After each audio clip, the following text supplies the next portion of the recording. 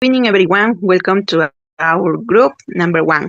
The members are Michelle Miranda, Cristina Gagnay, Jessica Prado, Laia Suarez, Marilu Moreno, Mercedes Ordóñez, Santiago Villamarín, Angie Garcia, and Cintia Moreira. Today we are going to talk about semantic relations. Introduction. What are semantic relations? Semantic relations are the connections that exist between words or concepts according to their meanings. They help us understand how vocabulary is organized and how words can be similar, opposite, more general, more specific, or relate as part of something. For example, big and large have similar meanings, while big and small express a contrast. Similarly, dog is related to animal because a dog is a type of animal. According to Murphy, studying these relationships is important because it helps us understand not only vocabulary, but also how people mentally recognize and organize relationships between meanings. Key idea, semantic relations equal connections between words and concepts based on meaning. Synonymy and the similarity. Synonym occurs when two or more words have the same or very similar meanings. For example, big, large, Beijing, star, happy, glad. However, Murphy explains that synonymy does not necessarily when that two words are completely identical in every situation. Words can be similar in the meaning, but different depends on their context. The book, The Word, examines both synonymy and the similarity, and they discuss different degrees and the types of the synonymy. For example, the movie star at H, the movie begin at H, where star and the begin express very similar meaning. The clave synonymy are similar in the meaning, but they are not always complete interchangeability.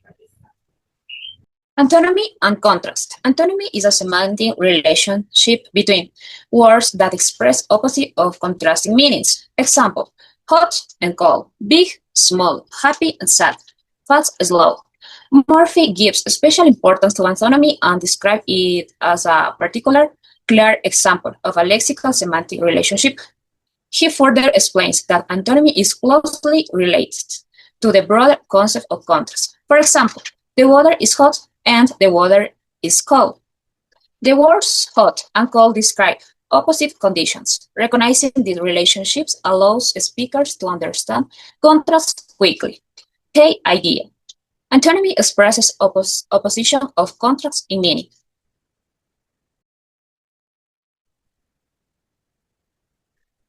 Now, I am going to explain the main type of antonymy.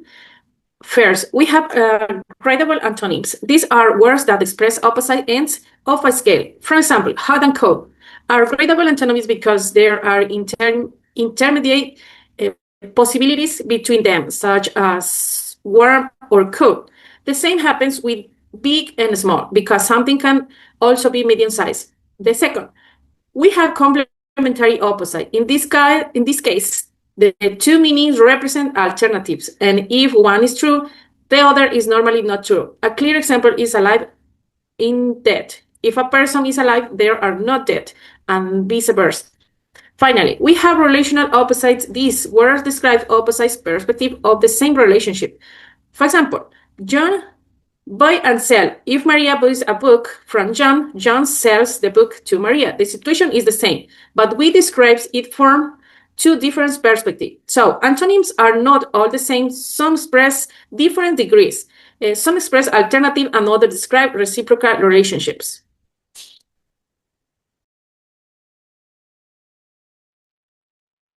Hyphonymy and hyperonymy.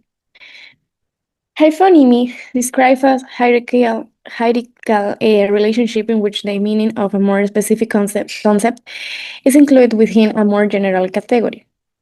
For example, we have an animal that is a dog, flower, rose, fruit, apple. So, for example, dog is a hyphonym of animal because a dog is a type of animal. Consequently, that animal is the hyperonym, or more general category of dog. Murphy explained that hyphonymy is hierarchical and asymmetrical.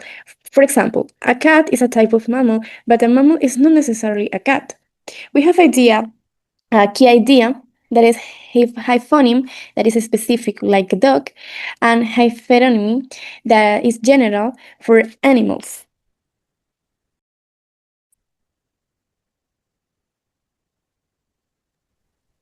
Another important branch of semantics is meronymy and holonymy. Meronymy refers to a semantic part in a word. For example, the word wheel relates to the word car, finger is related to hand, page is related to book. Let's analyze an example in the car. A wheel, an engine, and a door are meronyms because they are parts of a car. The whole entity car can be described as the holonym. According to Murphy, Trick's meronymy is a hierarchical relationship, but she also points out the relations such as meronymy and eponymy may actually concern relationships among the concepts or things represented by words, rather than simply relationships among the words themselves. Remember, a meronym is a part and holonym is the word.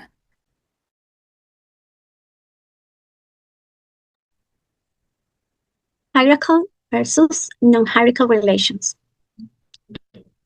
The difference between hierarchical and non-hierarchical relations. Hierarchical relations organize meanings from general to specific, or from word to part. For example, in eponymy, we have animal, dog, and poodle. Animal is general, dog is more specific, and poodle is even more specific.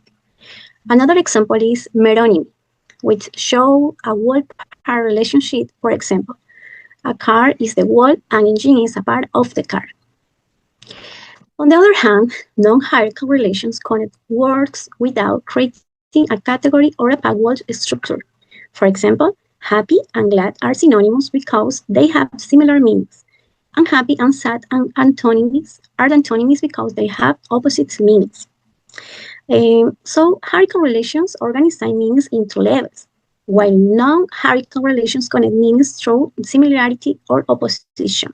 Remember, hierarchical equal levels, non-hierarchical equal relates. Levels organize, connections relate. Okay, guys, semantic relation mental lexical. In semantic relation lexical, our mental knowledge and organization of vocabulary semantic relation help us recognize connection between words, concepts, and meanings. For example, hot, cold. Oh, dot is an animal. Semantic relation contribute of the mental organization of the vocabulary. Traditional theory is often that words are organized in order, lexical term relation, and sought out synonym and antonyms, morpheme purpose, and different perspective and paradigm semantic relation can be understood as metalinguistic knowledge derived now relation away word concept frightened that is necessary is by permanently storing as directly in lexical items. Okay, I have a question, and relation is a topic, antonym, implement, synonyms. Okay. Question number 1. Which word serves as the most precise academic synonym for because in a scholarly context? What is answer? Is pervasive. Sí, very good. Okay, question number 2. A random taxonomy in drawing for most genera and specifics, primate, vertebrate, mammal, organ.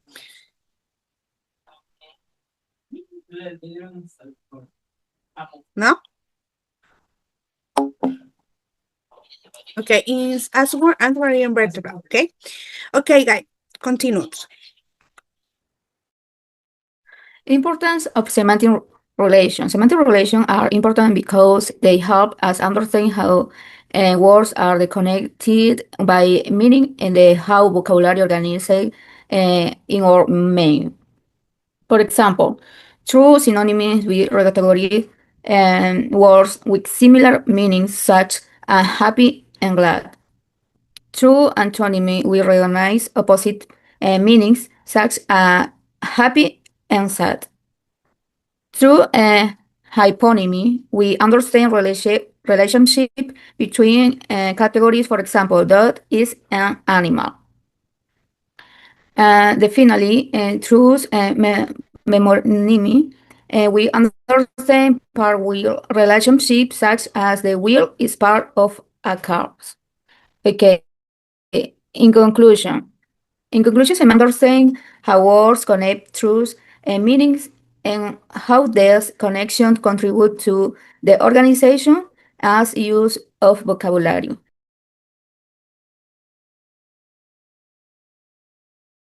Okay, thank you, teacher.